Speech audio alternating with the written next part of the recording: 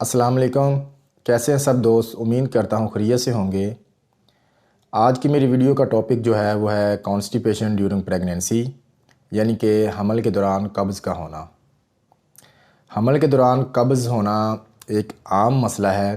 تقریباً 40% عورتوں کو حمل کے دوران قبض ہو جایا کرتی ہے۔ تو آج کی اس ویڈیو میں ہم اس کی وجوہات اور اس کے علاج کے بارے میں بات کریں گے۔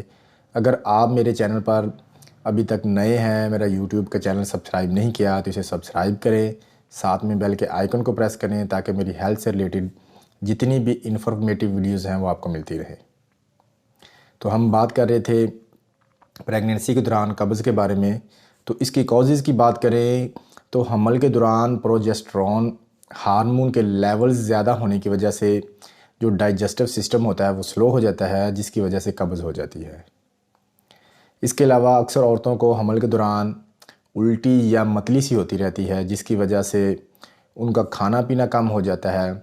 تو کھانے پینے کو ان کا دل نہیں کرتا، یہ سوچ کر کم کھاتی پیتی ہیں کہ کہیں الٹی نہ آ جائے۔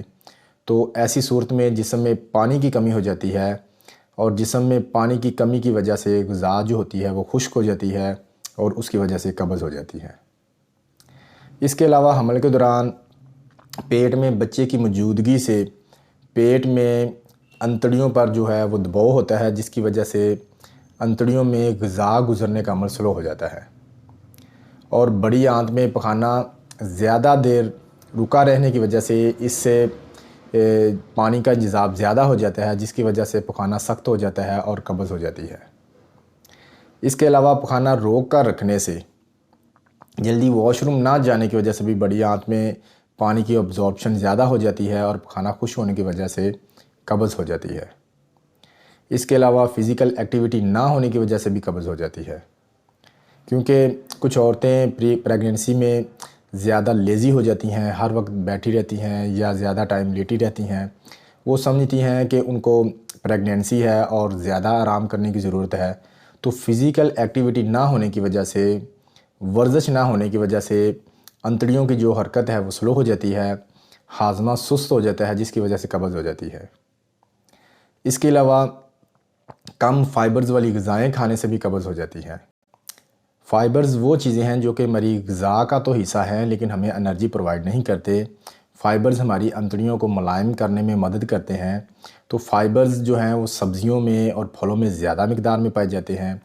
جو عورتیں حمل کے دوران سبزیاں اور پھل کم کھاتی ہیں، میدے کی بنی ہوئی چیزیں، چٹپٹی چیزیں، برگر، شوارمے، کولڈ ڈرنکس وغیرہ کا زیادہ استعمال کرتی ہیں، ان کو بھی قبض کا مسئلہ رہتا ہے۔ اس کے علاوہ کچھ عورتوں کو حمل کے دوران خون بنانے والی ادویات، آئرن کے سپلیمنٹس جو ہیں، فولاد کی جو گولیاں ہوتی ہیں وہ استعمال کروائی جاتی ہیں، تو کچھ عورتوں کو ان کی وجہ سے بھی قبض ہو جاتی ہے۔ یہ تھی کچھ کامن کازز جو کہ پریگنینسی کے دوران قبض کا باعث بنتی ہیں۔ تو اب بات کرتے ہیں اس کے علاج کی۔ تو سب سے پہلے اگر آپ کو الٹی یا متلی رہنے کا پرابلم ہے تو اس کا علاج کریں تاکہ آپ صحیح طرح سے کھا پی سکیں۔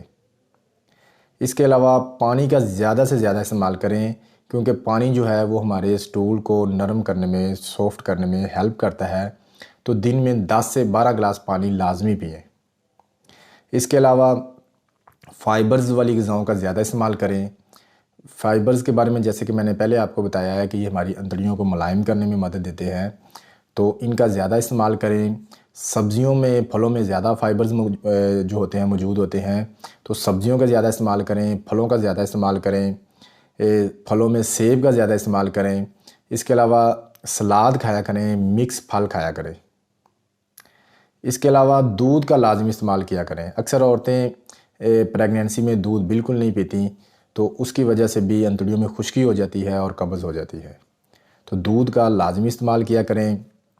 دودھ ڈال کر دلیا کھایا کریں۔ قبض کی صورت میں رات کو سوتے وقت 1 گلاس نیم گرم دودھ میں 1 چمچ جو اسباگول کا چھلکا ہے وہ ڈال کر پیا کریں۔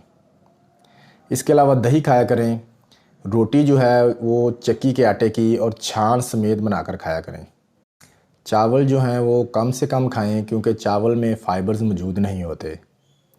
اس کے علاوہ اگر آپ ناشتہ جو ہے اس میں بریڈ استعمال کرتی ہیں تو سمپل بریڈ کی جگہ پہ براؤن بریڈ کا استعمال کیا کریں۔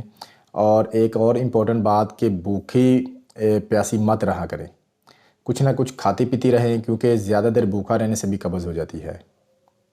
اس کے علاوہ جب بھی پخانہ کی حاجت ہو فوراً واش روم جائیں، پخانہ روکا رکھنے سے بھی قبض ہو جاتی ہے۔ یہ سب کچھ کرنے سے آپ کی قبض جو ہے بغیر ادویات کے ہی ختم ہو جائے گی۔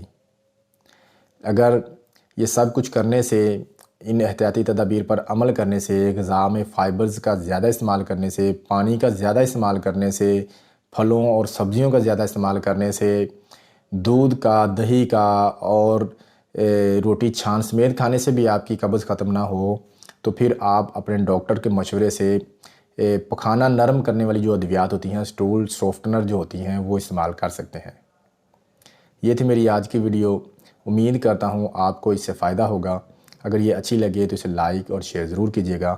آپ سے ملاقات ہوگی کسی اور ویڈیو میں نئے ٹاپک کے ساتھ۔ اللہ حافظ۔